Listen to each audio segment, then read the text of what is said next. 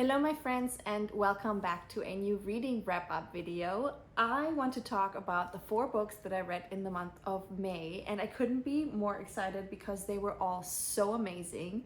I literally gave each one of them 4 stars, and for some I'm still debating if I should give 5. And yeah, if some of you may know, I don't give 5 stars very often. The book has to literally have me in pieces, so 4 stars usually are amazing already, and I have literally nothing to complain about. So let's get started because yeah, I cannot wait. I hope you enjoy. The first amazing book that I read was Middlesex by Eugenides, and this author I've read a work before, which was The Virgin Suicides, and I loved that one too, so that was why I picked up Middlesex. And Virgin Suicides was already great, but Middlesex was even better. So in both stories, he finds these very unique topics and just describes them in such a way that, yeah, it just leaves you speechless and you just get sucked into the story. So in Middlesex, we have our main character who is Cal, or Calliope, and Calliope is a hermaphrodite, which, by the way, this is a word I learned in English. I did not know this before, so the book taught me a new word. But yeah, Calliope is a hermaphrodite, but she doesn't know. She's born a girl, but she later finds out about her condition, about her body, and so later chooses to be a boy. And so the story is about Calliope and her discovery and how she handled everything. But even more so, it's about her family and the family story. So her family is Greek American, and we start in the book with her grandparents, really, because they used to live in Asia Minor, so it's today Greece, and they came to the US when there was a war there, so they came as refugees and they moved to Detroit. And we follow their entire story. We see how it was to come to America, how it was in Detroit, the Motor City. They came at the time of the Prohibition era, so we see how that was like. We see a history of Detroit, race riots, the car history, and how the city then had a decline, economic and everything. And so yeah, we follow really the whole story, 3 generations. So we start with the grandparents, we go to Cal's parents, we see what their story was like, how they met, and then finally we have Cal. So the book is written from Cal's perspective, and he essentially tells us the family history. I loved the book. It was a very unique topic, as I said, and what was really cool about this book was to kind of follow a part of American history, and all the major things that happened at the time are mentioned in this book. And yeah, it's just a story about America written from the point of view of immigrants, refugees. And so of course we learn a lot about the Greek culture, and yeah, all in all, it was so cool. What sold me the most though, what I loved the most, was just following these 3 generations and seeing how they change over time, how the grandparents were when they were younger, how they changed, and vice versa with the parents. Because I don't know if you have the same thing, but I always love to imagine my grandparents or parents, how they were when they were younger, how the world was like, really. So sometimes I'll watch a movie that is very old and I'll think, oh wow, my grandparents were, I don't know, 30 years old at the time, so this must be how they dressed at the time, how they acted, the stereotypes they grew up with. I just love it. I love to imagine, I don't know, what all generations did. I don't know if some of you do it too, but I love it. And so this book was amazing because you can really see how these generations were and how they changed. So it was like, being a fly on the wall. So that's what I loved most. And yeah, what can I say? I gave it 4 stars, but it could even be more.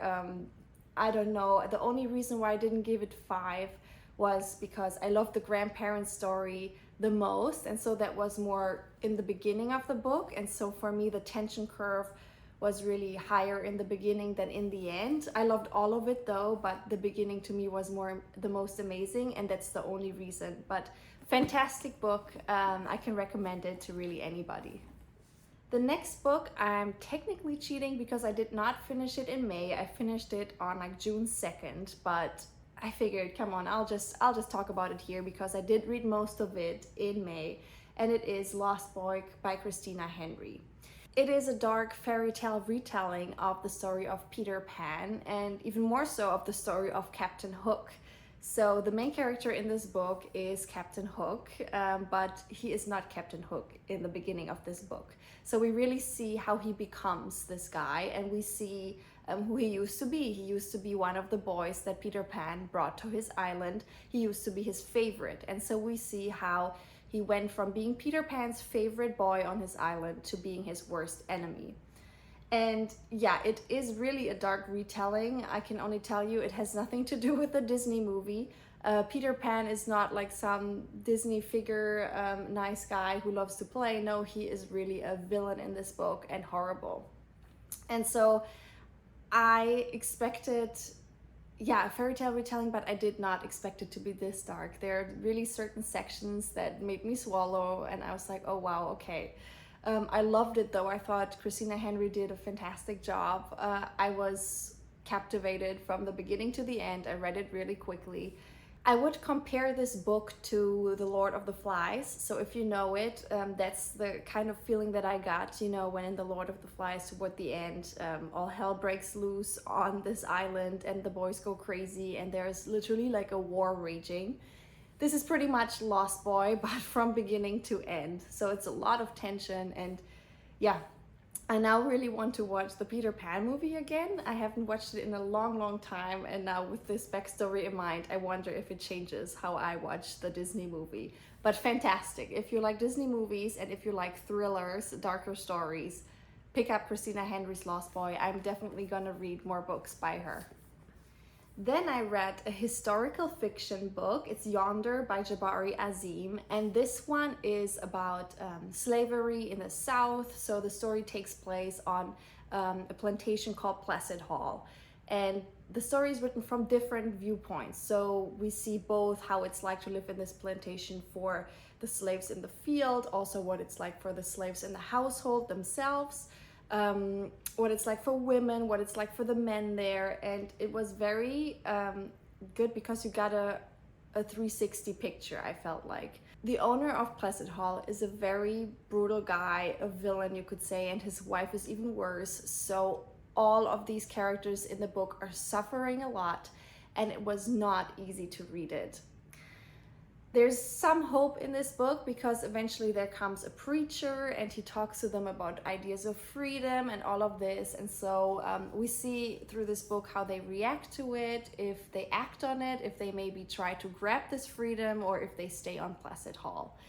So that's the basic story. As I said, at times it was for me really tough to read, especially when you keep in mind that the things that are described in this book did actually happen, and not just once, probably many times. And so it was very tough for me, but it changed my viewpoint. I understand now slavery and the history of the US a lot better.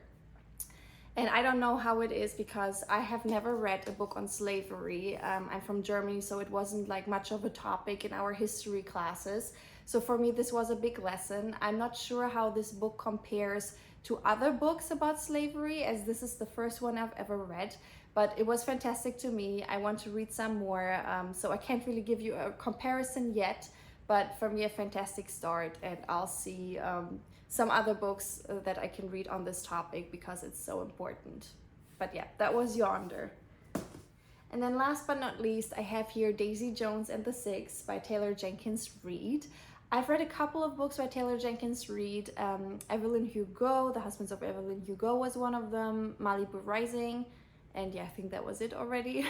But yeah, I liked her books. I did not have this feeling of I was wowed though. So I thought they were good books, but I was not like mesmerized, which when you go on social media or online, you see Taylor Jenkins Reid has a huge fan base and they love her books.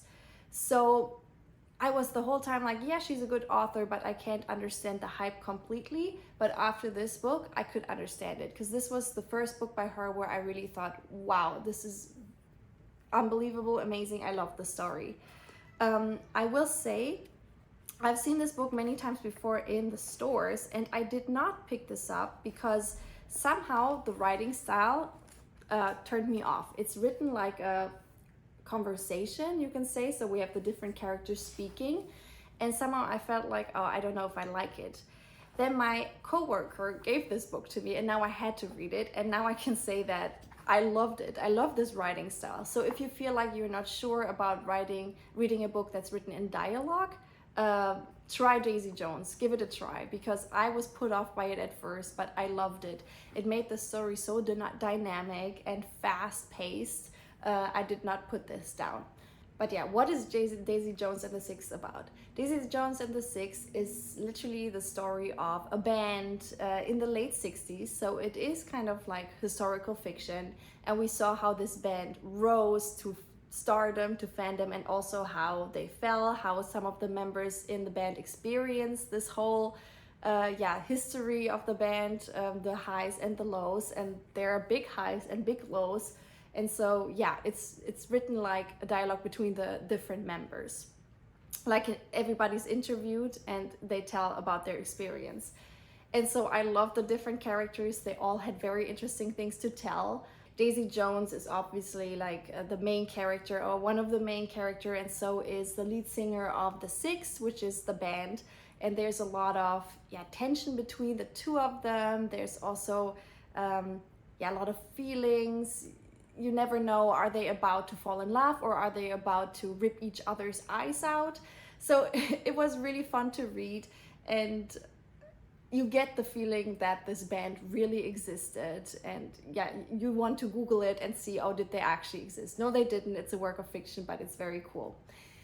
I will say, trigger warning, there's a lot of drug usage in this book. It's the time of love, sex, and rock and roll, and that is, you can see this in the book.